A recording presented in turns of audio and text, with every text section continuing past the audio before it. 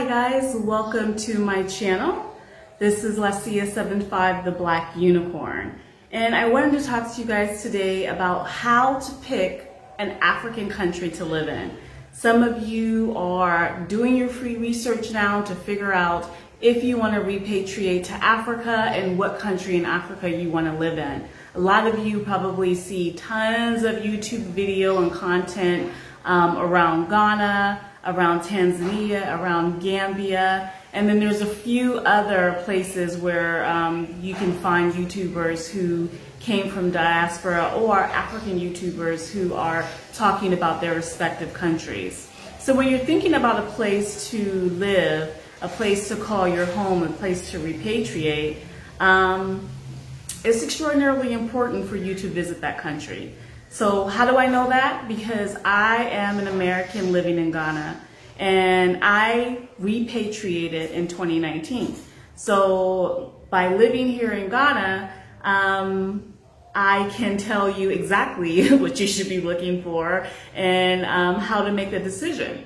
So let's just jump right into it. So when you're thinking about coming to an African country, when you're thinking about living in a developing country, or a third world country, however you want to phrase it, you need to be realistic about your expectations and understand that things that you're used to or that you may have in the States or the UK or anywhere in the West, you may not have that in the country you pick, or you might. It just depends.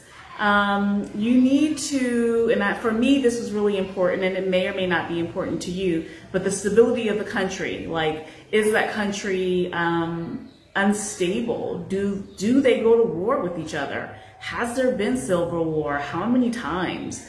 Do they have terrorist attacks there? Are people getting kidnapped there? Right? Like, what is happening in those countries? And there's a few African countries that are definitely high on the list when it comes to these type of activities.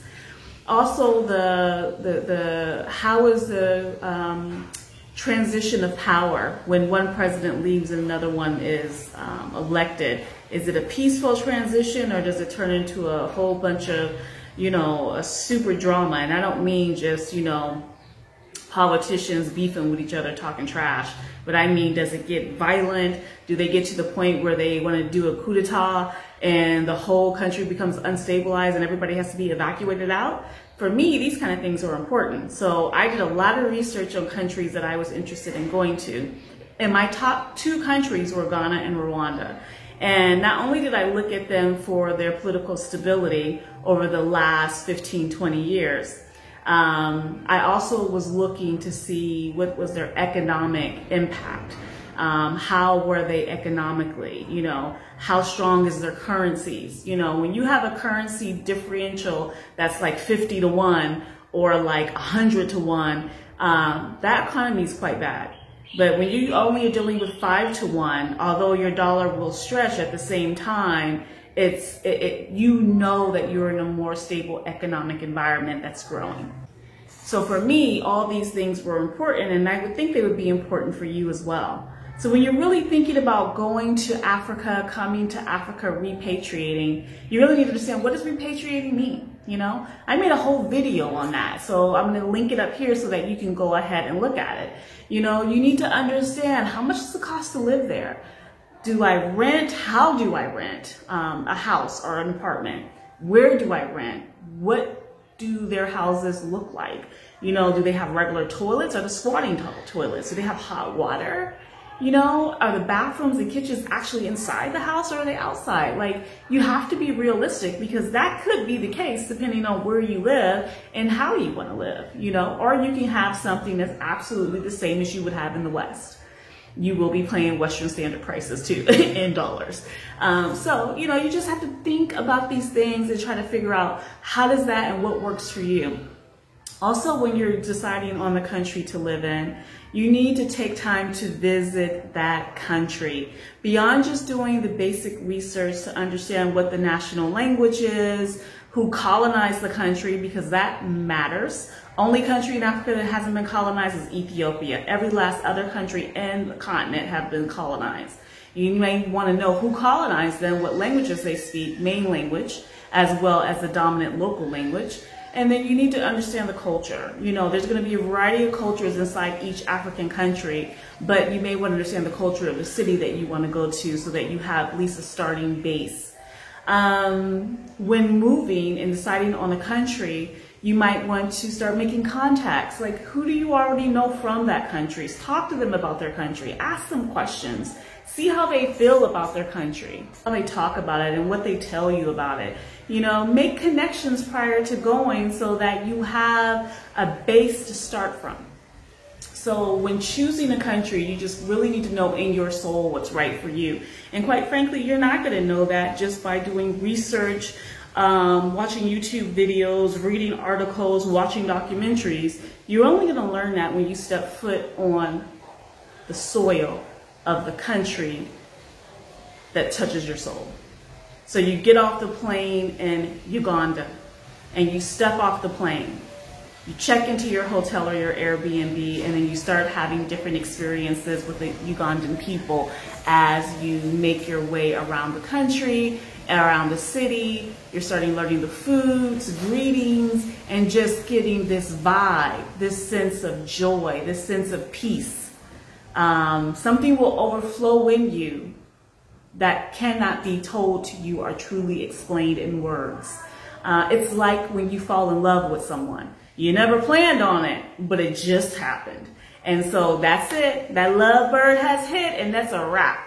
That's what it's like when you find that African country where your soul becomes touched and one. You want to be there. You know you have to be there. You feel that ancestral calling that this is the place where my people are from, where I am from.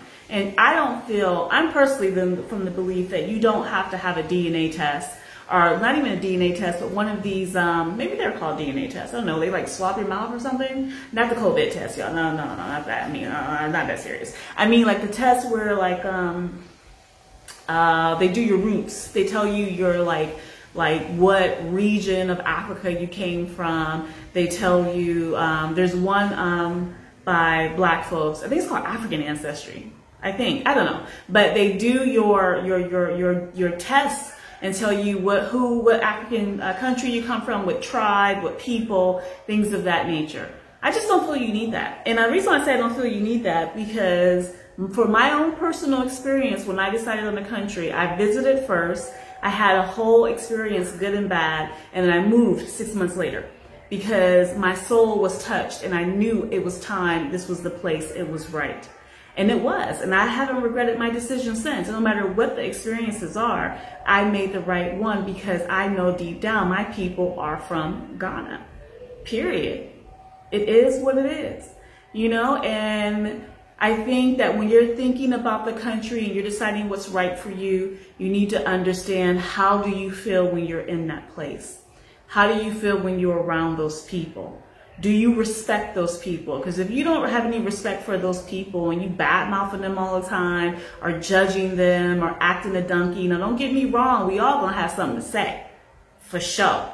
But, you know, when it gets to this excessive point, maybe that's not the country for you, you know, and maybe it never was. Maybe that first visit to that first country just means that you need to keep moving on until you find the right one for you. But all I'm saying to you guys is that when you're deciding on that country that you want to be in, you need to make sure you visit. You need to visit and be there. You need to understand the economic and socio-political aspect of the country. It's really important to understand, you know, is the country stable? Will you be safe there? You know, how are other people from other countries, like if you're from America or you're from the UK or you're from Canada, how are they adjusting and being able to thrive in their new home?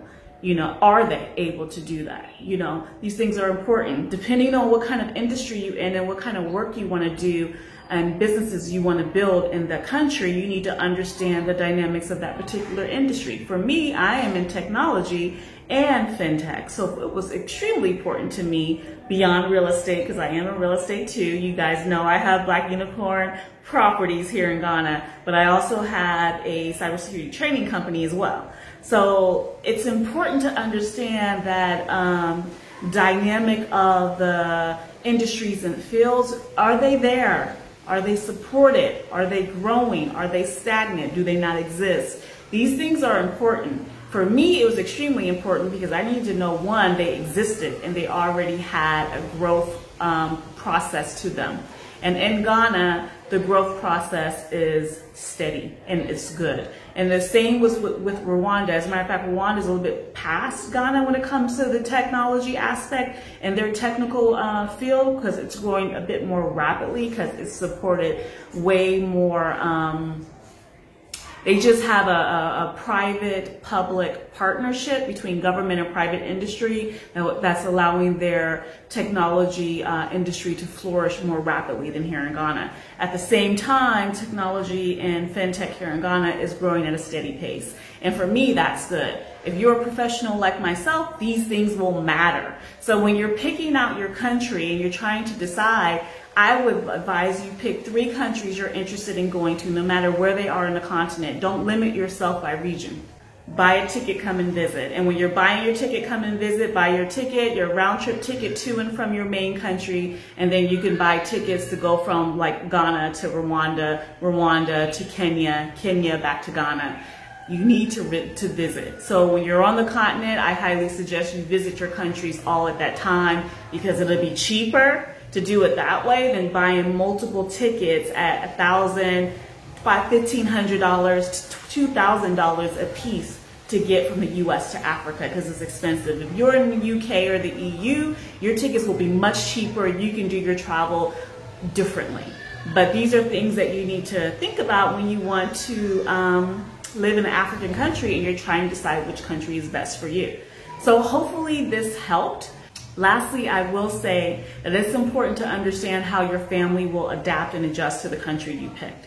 And are there schools and different organizations, groups, or other expats who can help support your children in their developmental educational growth? So schools are important, or if you're homeschooling, a homeschooling community, things of this nature will be important as parents if you're coming over here with a family. So keep those kind of things in mind, because it is extremely important for your children to adjust. And yes, it takes time for children to adjust, no doubt, but it is important that they do. And so these are a lot of the things that you need to just be aware of if you're looking to repatriate to Africa and trying to decide on a country to live in. I hope this helped. Let me know what you think about what I said, and what countries are you looking to repatriate to, or what country are you thinking about moving to in Africa, and why? Tell me in the comments. Let's get a conversation started. Okay guys, please remember I have several different videos that I had linked throughout this video for you to watch. And one is living in Ghana, and the other one is moving to Africa. So these videos will help you in your journey. And if you want to contact me, or if you need help finding a rental home or land to buy in Ghana, please visit theblackunicorn.org, where we help you guys with those needs with our real estate firm. All right guys, thanks, bye.